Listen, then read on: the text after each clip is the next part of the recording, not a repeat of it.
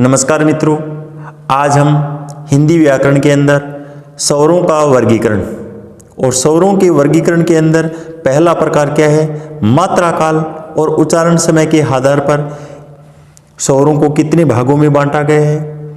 और इनका अध्ययन करने से पूर्व मित्रों हम वर्ण विचार को फिर से एक बार रिवाइज कर लेते हैं और कुछ बातें वर्ण विचार के अंदर नई बातें हैं वो ऐड कर देंगे। तो सर्वप्रथम देखिए, भाषा और व्याकरण के अंग। भाषा व्याकरण के अंग और कितने होते हैं मित्रों? 3। पहला वर्ण, नंबर 2 शब्द और तीसरा क्या होगा? वाक्य होगा।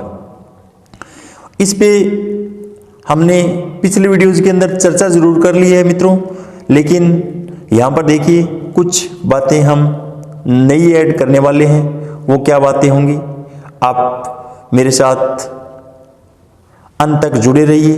तो देखिए मित्रों, यहाँ पर वाक्य का निर्माण है वो किससे होता है? शब्दों से होता है। किससे होता है? शब्दों से। और शब्द का निर्माण है वो किससे होता है मित्रों? वर्णों से मिलकर होता है। किससे होता है? वर्णों से। अब देखिए मित्रों, वर्ण का निर्माण है वो किससे होगा? या वर्ण विचार, और वर्ण विचार के अंदर देखिए वर्ण का विकास है वो किससे होगा मित्रों? ध्वनि से होगा। किससे होगा? ध्वनि से। तो वो हमारे दिमाग में एक क्वेश्चन ये उठता है कि तो फिर ध्वनि का निर्माण है वो किससे होगा? ध्वनि का निर्माण है वो किससे होगा? तो देखिए मित्रों, ध्वनि को भाषा का मौखिक सबसे छोटा अंग माना गया है। और सबसे छोटा का अर्थ यहां पर क्या हुआ? इससे आगे तोड़ नहीं सकते। इससे आगे हम क्या नहीं कर सकते? इसको तोड़ नहीं सकते। तो यहां पर ध्वनि की हम डेफिनेशन क्या दे सकते हैं?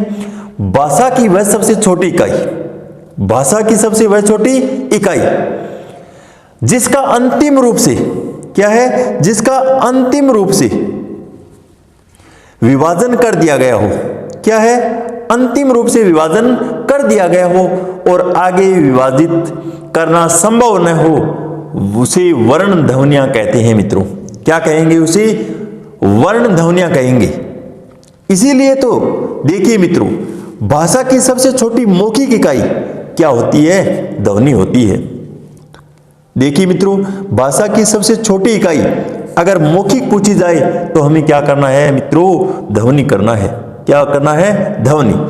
अगर भाषा की सबसे छोटी लिखित इकाई या अंग आपको पूछा जाए तो हमें क्या करना है मित्रों? वर्ण करना है। क्या करना है? वर्ण।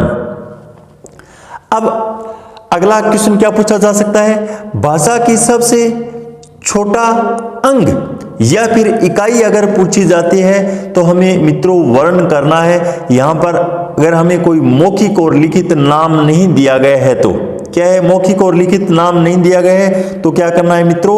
वर्ण ही करना है। वो किस प्रकार से? देखिए मित्रों, यहां पर देखिए मित्रों, यहां पर भाषा या व्याकरण के अंग है वो हमारे पास कुल कितने होते हैं? 3 होते हैं, या तो वर्ण या शब्द या फिर वाक्य।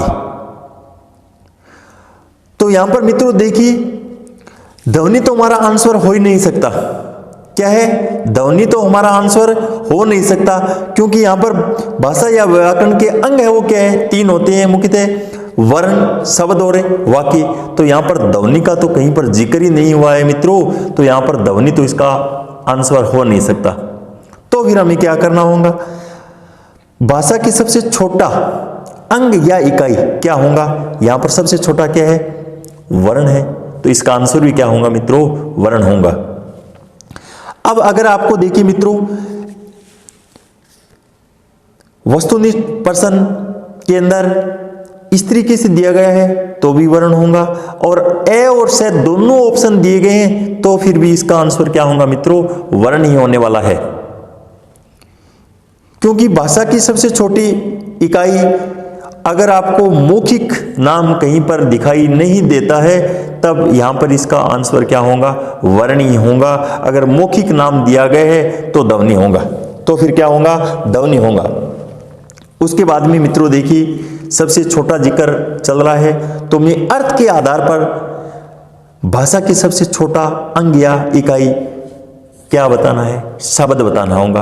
और इसका अध्ययन हमने पूर्व वीडियोस के अंदर कर भी लिया है, लेकिन मित्रों एक बार फिर से मैंने रिवाइज करवा दिया है। उसके मित्रों यहाँ पर वर्णों का कोई अर्थ नहीं होता है। वर्ण होते हैं, उनका कोई क्या नहीं होता है मित्रों, अर्थ नहीं होता है।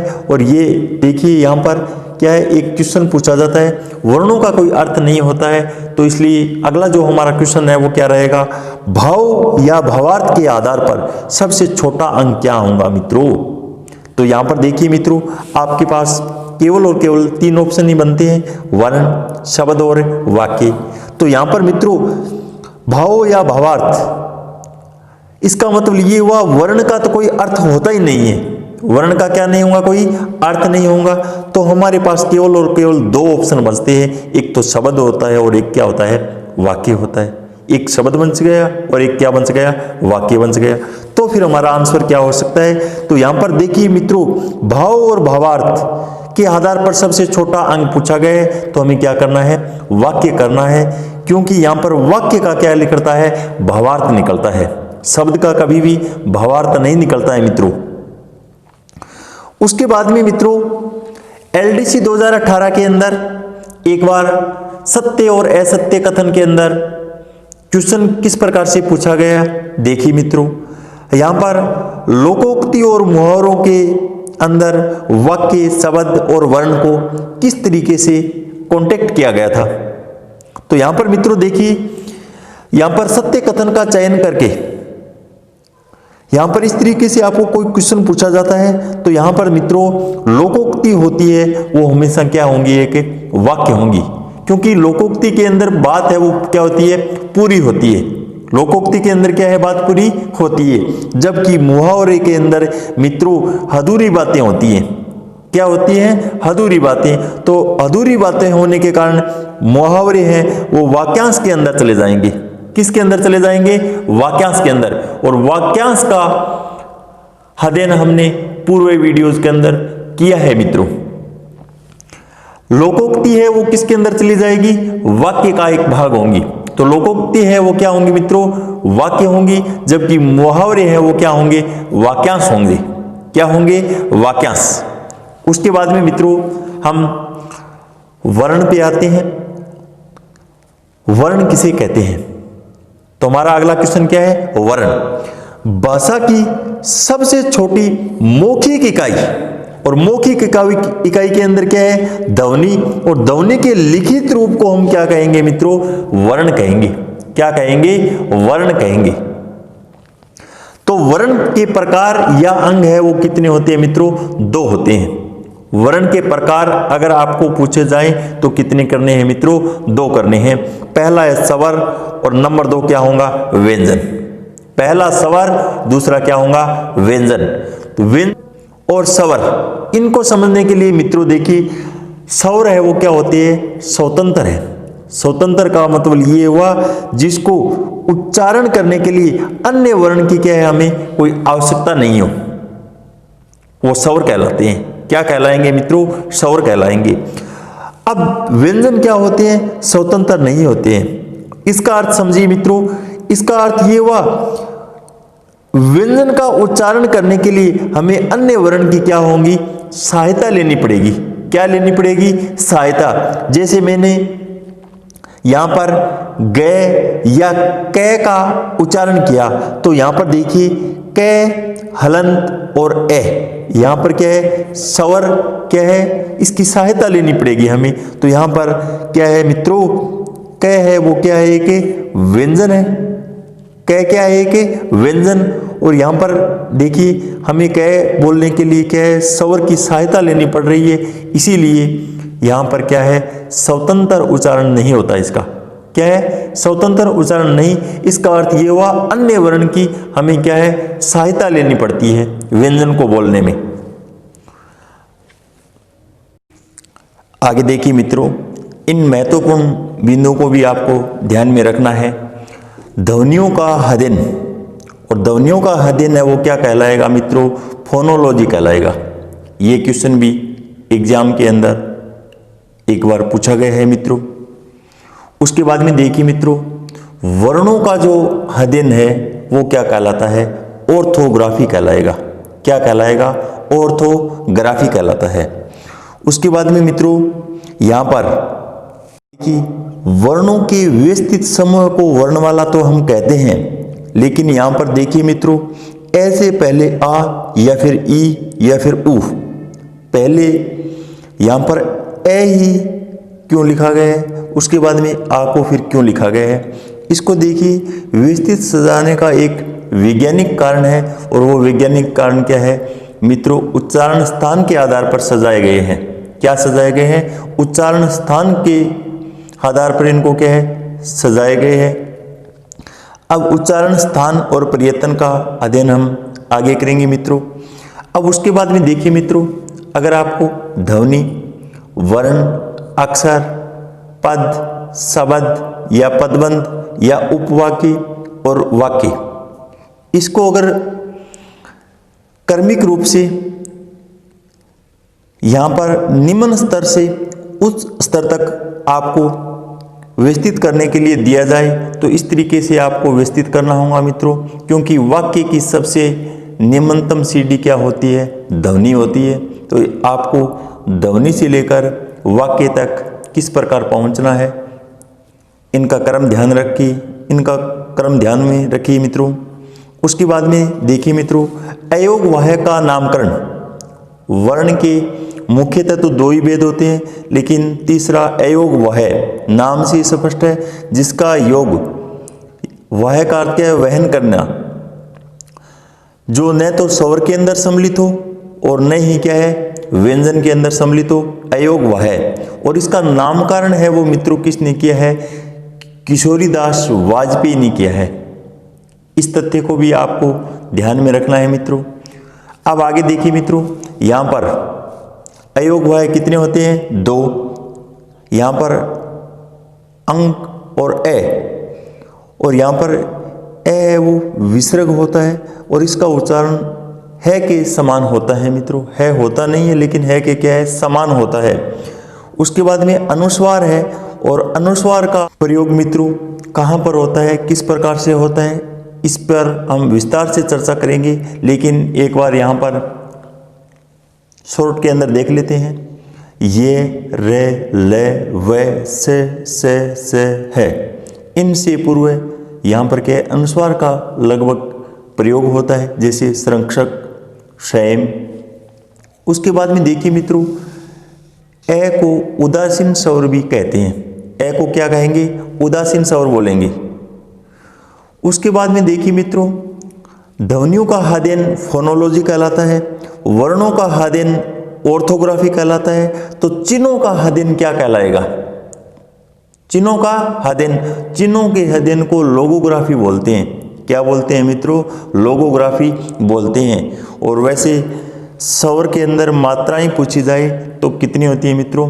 10 होती है। और मात्राओं के लिए देखिए, मात्राओं का यहाँ पर जिक्र हो गया, तो मैं आपको एक नई बात बताने वाला हूँ मित्रों। वो क्या है? देखिए, यहाँ पर आ का संकेत इस तरीके से मात्रा के अंदर लिखा जाता है मित्रों। तो यहाँ पर वर्ण के ऊपर जो रेखा खींची जाती है, इसको शिरोरेखा कहते हैं। इसको क्या बोलते हैं हम? शिरोरेखा बोलते हैं मित्रों। और जो यहाँ पर खड़ी एक रेखा खींचते हैं, इसको क्या बोलेंगे हम? खड़ी पाई बोलते हैं। क्या कहेंगे? खड़ी पाई बोलते हैं। और यहाँ पर देखिए मित्रों, एक विशेष ध्यान रखने योग्य ये भी बात है, यहाँ पर जैसे हम ध लिखते हैं, हमारी सुविधा की दृष्टि से कई बार ऐसा लिख देते हैं, लेकिन ये गलत है मित्रों। क्या है मित्रों? गलत है। यहाँ पर देखिए मित्रों, ध के ऊपर कभी घुंडी वाला ध, क्या है? घुंडी वाला ध, या तो इसलिए यहाँ पर घुंडी वाले ध और घुंडी वाले भ के ऊपर कभी भी पूर्ण शिरोरेखा नहीं खींची जाएगी। उसके बाद में आगे देखिए मित्रों, हमें हिंदी स्वरों का वर्गीकरण, इसका अध्ययन आज करना होगा। तो हिंदी स्वरों का वर्गीकरण पढ़ने से पूर्व देखिए मित्रों, वर्णों के वर्गीकरण के आधार, और आधार कितने होते हैं मित्रों? 2 होते हैं। और पहला तो क्या होगा? उच्चारण स्थान होगा, और दूसरा क्या होगा? प्रयत्न होगा। तो उच्चारण स्थान किसे कहते हैं और प्रयतन किसे कहेंगे? देखिए मित्रों, सर्वप्रथम हम उच्चारण स्थान पे चर्चा करते हैं। तो उच्चारण स्थान किसे कहेंगे? कंठ, तालु, मूर्धा, दंत, ओष्ठ एवं नासिका को उच्चारण स्थान कहते हैं। हम क्या कहेंगे? उच्चारण स्थान कहेंगे। जबकि देखिए मित्रों, प्रयतन किसे कहेंगे? तो प्रयतन को समझने के लिए देखिए मित्रों, मैं आपको एक डेफिनेशन देता हूं। फेफड़ों से निकली निश्वास, क्या है?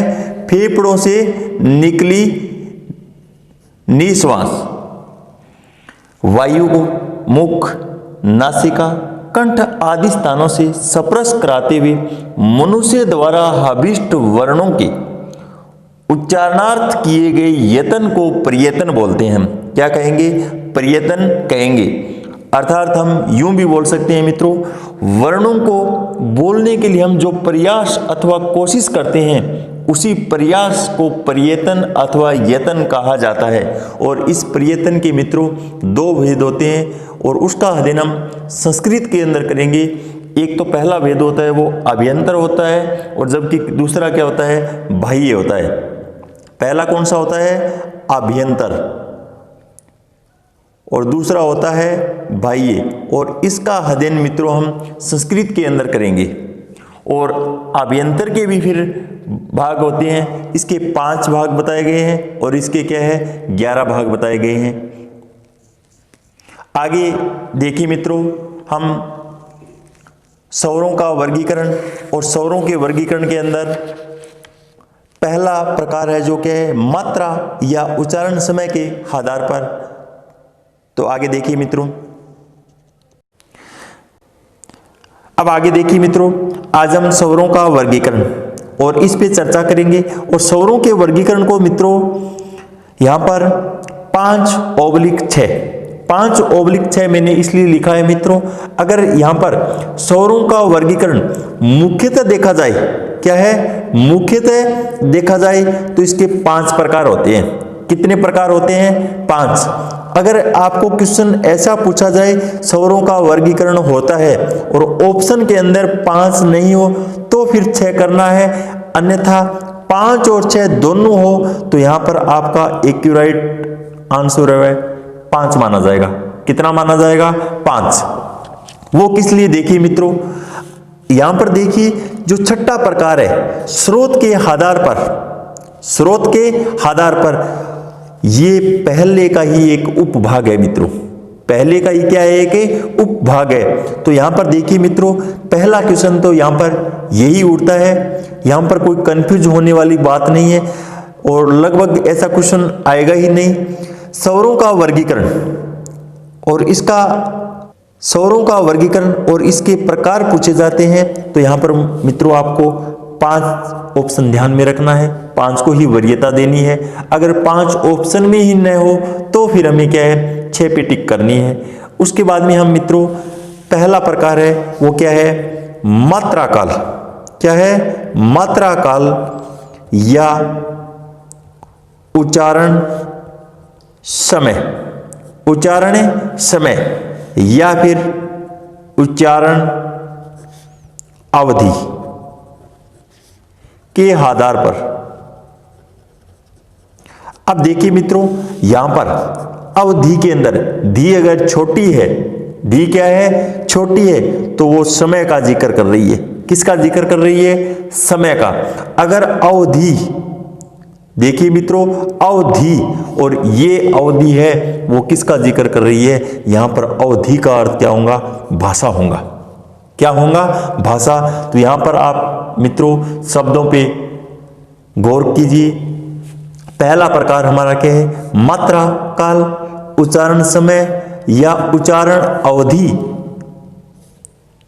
उच्चारण अवधि के आधार पर स्वरों को कितने भागों में बांटा गया है? तो यहां पर पहला क्वेश्चन तो आपको प्रकार डायरेक्ट ऑब्जेक्टिव टाइप क्वेश्चन पूछा जा सकता है। उच्चारण समय और मात्रा काल के आधार पर प्रकार पूछे जाएं तो मित्रों आपको 3 करने हैं। कितने करने हैं? 3। तो वो 3 प्रकार कौन कौन से होंगे? और अगर मित्रों आपको मुख्यतः प्रकार पूछे जाए तो केवल 2 करने हैं। मुख्यतः प्रकार पूछे जाए तो कितने करने हैं? 2। और यहां पर मात्रा और उच्चारण समय या उच्चारण अवधि के आधार पर यहां पर लगभग क्वेश्चन डायरेक्ट 2 या 3 प्रकार इस तरीके से क्वेश्चन नहीं पूछा जाता है। यहां पर दीर्घ, हर्ष व कौन कौन से स्वर होंगे, ऐसा क्वेश्चन आ सकता है। अब मात्रा या उच्चारण समय के आधार पर पहला प्रकार है मित्रों हर्षव। क्या है? हर्षव। यहां पर मित्रों हरीश्व, ये गलत है। क्या है? हरीश्व, ये गलत है। क्या होता है वास्तव में? वर्गीकरण के अंदर हम वहां पर पढ़ेंगे हर्षव होता है। क्या होता है? हर्षव। और हर्षव को हर्षव स्वर बोल दीजिए या फिर इसका दूसरा नाम मित्रों क्या है? मूल स्वर बोल दीजिए या फिर इसको क्या बोल सकते हैं मित्रों? लघु, लघु स्वर। या फिर हम क्या बोल सकते हैं? छोटा। या फिर क्या बोल सकते हैं? एक मात्रिक। क्या बोल सकते हैं? एक मात्रिक।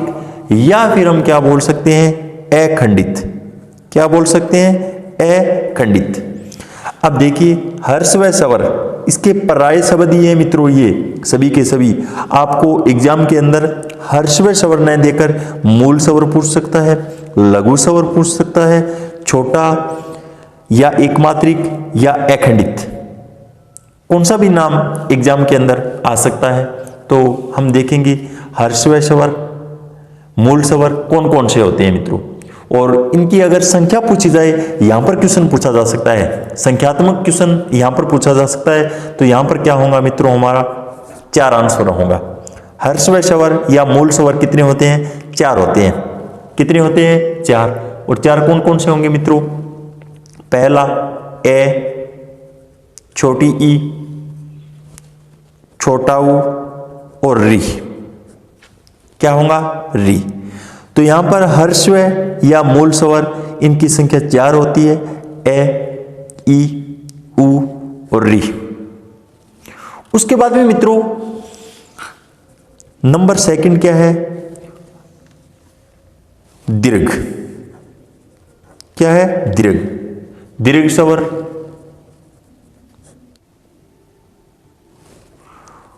गुरु स्वर, उसके बाद में बड़ा, उसके बाद में द्विमात्रिक, उसके बाद में क्या है? द्विमात्रिक, खंडित, उसके बाद में क्या है मित्रों? खंडित। अब यहां विलोम शब्द पूछ लिया जाता है तो हर्षव का विलोम क्या होगा? दीर्घ होगा। क्या होगा? दीर्घ। लघु का क्या होगा? गुरु होगा। छोटा का क्या होगा? बड़ा होगा। तो इस तरीके से कई बार आपको विलोम भी पूछ लिए जाते हैं मित्रों यहां से। तो यहां पर दीर्घ के पर्याय शब्द वो क्या है? गुरु, बड़ा, द्विमात्रिक या खंडित बोल सकते हैं। और इनकी संख्या अगर आपको पूछी जाए मित्रों तो वो कितनी होंगी? 7 होंगी। कितनी होंगी मित्रों? 7 होंगी। अगर यहां पर दीर्घ स्वर, गुरु स्वर, बड़ा, द्विमात्रिक या खंडित स्वरों की अगर संख्या पूछी जाए और संख्यात्मक रूप में आपको मान पूछा जाता है मित्रों, कितनी होंगी? 7 होंगी। इनका संख्या कितनी होंगी? 7। और वो संख्या क्या क्या होंगी? देखिए मित्रों, आ, बड़ी ई, बड़ा ऊ, ए, ऐ, ओ, औ। अब यहां पर देखिए मित्रों, ए, ई, ऊ और री, इनको छोड़कर जो बाकी शेष रह गए वो क्या होंगे? दीर्घ स्वर होंगे, क्योंकि स्वरों की संख्या है वो कितनी होती है मित्रों? 11 होती है। तो 4 + 7 कितने हो गए? 11। तो मात्रा काल या उच्चारण समय के आधार पर यहां पर मुख्यतः अगर आपको प्रकार पूछे जाते हैं तो हर्षव और दीर्घ 2 ही होते हैं। क्या होते हैं? हर्षव और दीर्घ 2 ही होते हैं। लेकिन तीसरा प्रकार भी होता है, वो क्या होता है? प्लुत स्वर होता है। कौन सा होगा? प्लुत स्वर। तो यहां पर देखिए मित्रों, प्लुत स्वर को पढ़ने से पूर्व यहां पर जो मैंने बताया स्रोत के आधार पर, और स्रोत के आधार पर जो वर्गीकरण किया गया है वो मात्रा काल या उच्चारण समय, इसका ये क्या है? पार्ट है। तो हम इसका अध्ययन यहीं पर कर लेते हैं। स्रोत के आधार पर इसके दो प्रकार बताए गए हैं। क्या है? दो प्रकार बताए गए हैं। तो दो प्रकार कौन कौन से हैं मित्रों? देखिए, मूल स्वर कौन सा है? यहां पर देखिए इनके दो प्रकार, मूल स्वर और दूसरा प्रकार है संयुक्त स्वर। कौन से? मूल और संयुक्त स्वर। तो यहां पर देखिए मित्रों, और ई और उ को एक तरफ लिख लेता हूं। और यहां पर देखिए मित्रों, आ का निर्माण ए धन ऐसे होता है। किससे होता है? ए धन ऐसे। और यहां पर बड़ी ई का निर्माण ई धन ई से होता है। और बड़े ऊ का निर्माण ऊ धन ऊ से होता है। किससे होगा? यहां पर देखिए मित्रों, समान स्वर है। क्या है? समान स्वर, इसलिए इसे सहजातीय स्वर भी कहते हैं। क्या कहते हैं मित्रों? सहजातीय। सहजातीय स्वर भी बोलते हैं। क्या बोलते हैं? सहजातीय स्वर। अब यहां पर देखिए मित्रों, ए और ए मिलकर आ का निर्माण कर रहे हैं और ई और ई मिलकर बड़ी ई का निर्माण कर रहे हैं।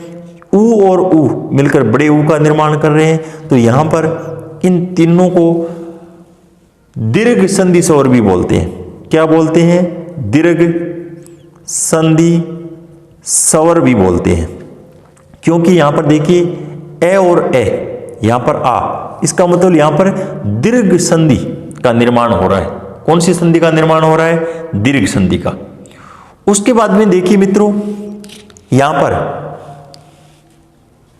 इनके अलावा जो दीर्घ स्वर है उसके अंदर यहां पर कौन कौन से बच गए? यहां पर एक तो बच गया ए, ऐ, ओ और औ। क्या है? इन दीर्घ स्वर में से 7 में से 4 बच गए। कितने बच गए? 4। और इन 4 को देखिए हम कौन से स्वर कहेंगे? और इन देखिए यहां पर ए का निर्माण है वो मित्रों ए प्लस ई से मिलकर बना होता है। ए का निर्माण है वो किससे होता है? ए धन ई। और ए का निर्माण ए धन ए से मिलकर होता है। किससे होता है? ए धन ए। और ओ का निर्माण मित्रों ए धन ऊ से होता है। और औ का निर्माण ए धन ओ से होता है मित्रों। किससे होता है? ए धन ओ से होता है। तो यहां पर देखिए मित्रों, इन सभी का निर्माण ए धन से क्या है? यहां पर तो समान है सभी के सभी, लेकिन यहां पर देखिए मित्रों ई, ए, ऊ और ओ अलग अलग है। तो इसलिए इसे विजातीय बोलेंगे। क्या कहेंगे? विजातीय। विजातीय स्वर। क्या बोलेंगे? विजातीय स्वर। लेकिन यहां पर देखिए मित्रों, क्वेश्चन क्या आने वाला है? इन चारों को क्या है? इन चारों को संयुक्त स्वर कहते हैं। कौन सा स्वर बोलते हैं? संयुक्त स्वर। कौन सा स्वर बोलेंगे मित्रों? संयुक्त स्वर। तो यहां पर आपको देखिए मित्रों, दीर्घ स्वर के अंदर जो 7 स्वर होते हैं इनके भी उपभाग बताए गए हैं। वो किस प्रकार से? यहां पर इनको हम दीर्घ संधि स्वर बोलते हैं और इनको संयुक्त स्वर भी कहते हैं। क्या कहते हैं? संयुक्त स्वर। और यहां पर देखिए मित्रों, ए और ओ, इनका उपयोग तो गुण संधि के अंदर किया जाता है। कौन सी संधि के अंदर किया जाता है? गुण संधि। जबकि ऐ और औ का, इन दोनों का उपयोग मित्रों वृद्धि संधि के अंदर किया जाता है। कौन सी संधि के अंदर किया जाता है? वृद्धि संधि के अंदर। और यहां पर गुण संधि और वृद्धि संधि के अंदर इन स्वरों का उपयोग किया जाता है, इसीलिए इसे क्या कहते हैं? संयुक्त स्वर बोलते हैं। कौन सा स्वर बोलते हैं? संयुक्त स्वर बोलते हैं मित्रों। अब अंतिम देखिए मित्रों, स्वरों का वर्गीकरण और स्वरों के वर्गीकरण के अंदर मात्रा काल या उच्चारण समय के आधार पर तीसरा प्रकार क्या है? प्लुत स्वर। कौन सा स्वर? प्लुत स्वर। तो प्लुत स्वर को समझने के लिए देखिए मित्रों, और इसका शाब्दिक अर्थ क्या होता है पहले तो ये देखिए। प्लुत स्वर का शाब्दिक अर्थ, और शाब्दिक अर्थ क्या होगा मित्रों? उछलना। इसका शाब्दिक अर्थ क्या होता है? उछलना होता है। प्लुत स्वर का शाब्दिक अर्थ क्या होगा? उछलना। सामान्यतः हिंदी में कोई भी स्वर प्लुत स्वर नहीं है मित्रों, परंतु यदि किसी स्वर के उच्चारण में ह्रस्व स्वर से अगर 3 गुना, कितना गुना? 3 गुना समय लगे, वह स्वर प्लुत स्वर कहलाता है मित्रों। कौन सा स्वर कहलाएगा? प्लुत स्वर कहलाएगा। अब यहां से देखिए मित्रों, क्वेश्चन क्या बनने वाला है? क्वेश्चन क्या बनने वाला है? किसी भी स्वर को लगातार लंबे समय तक अगर उच्चारित किया जाता है, जैसे अगर हम कूप आवाज देखें, कुएं की आवाज, या कोई फिर खाली मकान है और उसके अंदर हम मित्रों कोई आवाज निकालते हैं तो वह कमरा कई देर तक गूंजता है। जो गूंज पैदा होती है वो हमारा क्या है? प्लुत स्वर है। क्या है? प्लुत स्वर है। जैसे कूप आवाज, खाली कमरे की आवाज, तो ये किसके एग्जाम्पल है? प्लुत स्वर के एग्जाम्पल है मित्रों। अगर आपको प्लुत स्वरों की संख्या पूछी जाए तो मित्रों 8 बतानी है। कितनी बतानी है? 8। तो यहां पर प्लुत स्वर कौन कौन से होंगे देखिए मित्रों। संख्या, इनकी संख्यात्मक मान पूछा जाए तो कितनी बतानी है आपको? 8। यहां पर देखिए मित्रों, ए, आ, ई, उ, ए, ऐ, ओ और औ। अब देखिए मित्रों, यहां पर ए तो एक क्या है? मूल स्वर का है। ए तो क्या है? मूल स्वर का है, और बाकी ये सब सात है जो क्या है? दीर्घ स्वर है। क्या है? दीर्घ स्वर। और एक अकेला है वो क्या है? मूल स्वर है। तो इस प्रकार से इन 8 स्वरों को क्या है? प्लुत स्वर नाम दिया गया है। क्या नाम दिया गया है? प्लुत स्वर।